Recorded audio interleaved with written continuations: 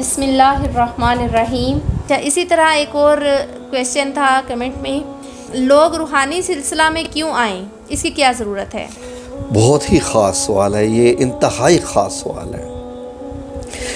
آپ بھی ذرا غور کیجئے، میں اس کا جو جواب دینے لگا ہوں اس میں کوئی غلطی ہو تو آپ بھی نکال سکتی ہیں. ایک بات بتائیے، اگر ہمیں کہا جائے کہ آپ نے روزانہ اتنے بجے سے لے کے اتنے بجے تک، اتنے بجے سے لے کے اتنے بجے تک یہ کتاب پڑھنی ہے، آپ نے یہ انگلش کی پڑھنی ہے، پھر فزکس کی، کیمسٹری کی، پھر اردو کی، پھر اسلامیات کی، مطالعہ پاکستان کی، تو کیا آپ لوگ اس طریقے سے روزانہ ایک باقاعدہ طور پہ گھر بیٹھے یہ کر سکتے ہیں؟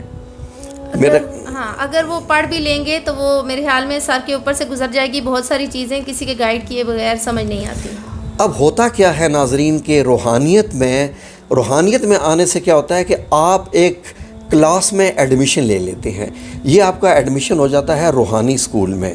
روحانی اسکول میں کیا ہوتا ہے کہ جو مرشد ہوتا ہے، جو ذکر دینے والا ہوتا ہے، وہ کہہ دیتا ہے کہ آپ نے صبح اٹھ کے یہ والا ذکر اتنی دفعہ پڑھنا ہے، یہ والا ذکر اتنی دفعہ پڑھنا ہے، یہ والا ذکر اتنی دفعہ پڑھنا ہے.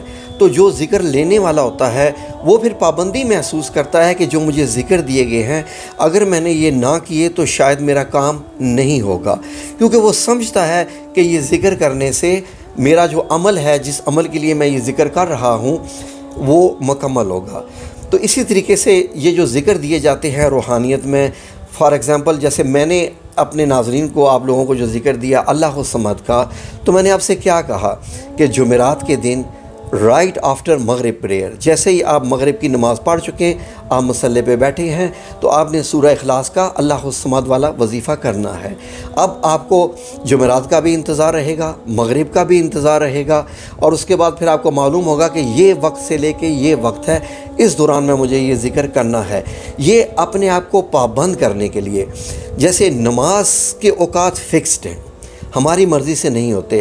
اللہ رب العزت نے قرآن پاک میں ارشاد فرمایا ہے کہ اپنے نماز کو اپنے اوقات پہ ہی ان کو ادا کرو، یہی بہتر طریقہ ہے. ایسا نہیں ہے کہ اگر 12:30 بجے 1 بجے ظہر کی نماز ہے تو میں دیکھتا رہوں جی کہ جب تک عصر کی اذان نہیں ہو جاتی اس سے پہلے میرے پاس وقت ہے، میں جب چاہیں پڑھ لوں. دیکھیے وہ صرف قضا سے بچنے کے لیے ہے، لیکن جو اس کا صحیح وقت ہے وہ اللہ رب العزت نے وہ بیان، یہ سارے بیان ہو چکے ہیں، آپ صلی اللہ علیہ وسلم نے تفصیل سے سب کچھ بتا دیا. اس لیے ہم اپنی مرضی سے نمازوں کے اوقات میں رد و بدل نہیں کر سکتے. آپ خود دیکھیے، آپ جب روزہ رکھتے ہیں تو کتنی پابندی کرتے ہیں کہ آپ کا نوالہ ہاتھ میں ہوتا ہے، تو بعض لوگ اتنے اسٹرکٹ ہوتے ہیں کہ اذان ہوگی تو وہ نوالہ چھوڑ دیتے ہیں. ان کو معلوم ہوتا ہے کہ وقت میرا کھانے کا ختم ہو گیا. یعنی کہ اللہ رب العزت چاہتا ہے کہ ہم زندگی میں ایک ایسے پابندی لے کے آئیں، ایک مستقیم لے کے آئیں. اسی لیے تو اہدنا الصراط المستقیم کہتے ہیں کہ ہمیں ایسے راستے پہ چلا جو مستقیم ہے، جو اللہ طول چلتا رہتا ہے، جو سیدھا چلتا رہتا ہے، اس میں دائیں بائیں نہیں ہوتا. سیدھے راستے میں آپ کو معلوم ہوتا ہے کہ ٹیڑھا پڑ نہیں ہوتا، اور آپ کو ایک ٹریک پہ چلنا ہوتا ہے سیدھا.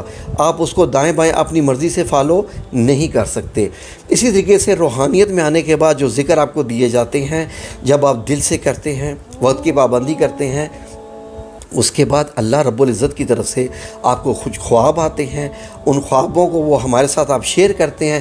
پھر ہمیں پتہ چلتا ہے کہ اب آپ کا اگلا درجہ کون سا ہونے والا ہے. اس اگلے درجے کے حساب سے پھر ہم اگلا ذکر دیتے ہیں، پھر اس سے اگلا ذکر، پھر اس سے اگلا ذکر.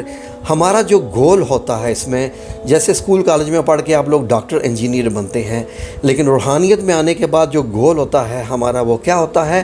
نفس مطمئنہ. آپ کو معلوم ہے نفس امارہ ہوتی ہے، نفس لوامہ ہوتی ہے، نفس مطمئنہ ہوتی ہے. تو ایک بچہ جس کو معلوم ہی نہیں ہے کہ گڈ اینڈ بیڈ کیا ہے، شر اور جو ہے اس میں کیا فرق ہے، ایک شیطانی معاملوں میں اور فرشتوں کے معاملوں میں، اسلامی معاملوں میں، اچھائی میں، برائی میں، اس طریقے سے جو خیر اور شر ہے ان کی جنگ مرتے دم تک چلتی رہتی ہے. تو کیا ہے کہ روحانیت میں آنے کے بعد خیر کے اندر آپ کو پابندی سے رہنا پڑتا ہے، آپ کو ذکر کرنا پڑتا ہے. جیسے ابھی میں نے اگر نماز پڑھنی ہے، سب سے پہلے میں کیا کروں گا؟ نہ میں گندے پانی میں ہاتھ ڈالوں گا، نہ میں کوئی ایسا کام کروں گا جس سے میرا وضو ٹوٹ جائے، نہ میں فحش کلامی کروں گا کہ مجھے دوبارہ وضو کرنا پڑ جائے. یہ دیکھیے یہ پابندیاں ہیں. یہ ساری چیزیں ہیں ساری. اس لیے جو روحانیت میں نہیں آتا وہ پابند نہیں ہو سکتا. جو پابند نہیں ہو سکتا وہ پھر کیسے جو ہے وہ پرہیزگاری یا جس کو اللہ رب العزت نے تقویٰ کہا ہے.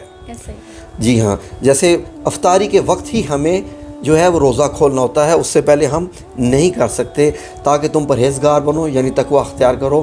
تو یہ تقویٰ روحانیت میں کیا ہوتا ہے کہ ہر وقت اللہ کو اپنے سامنے جاننا.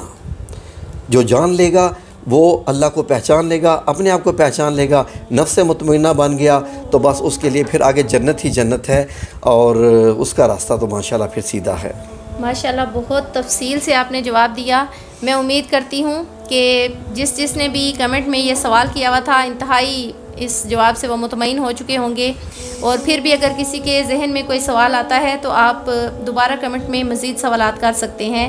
انشاءاللہ ہم باقاعدگی سے اس کے جوابات دینے کی کوشش کریں گے.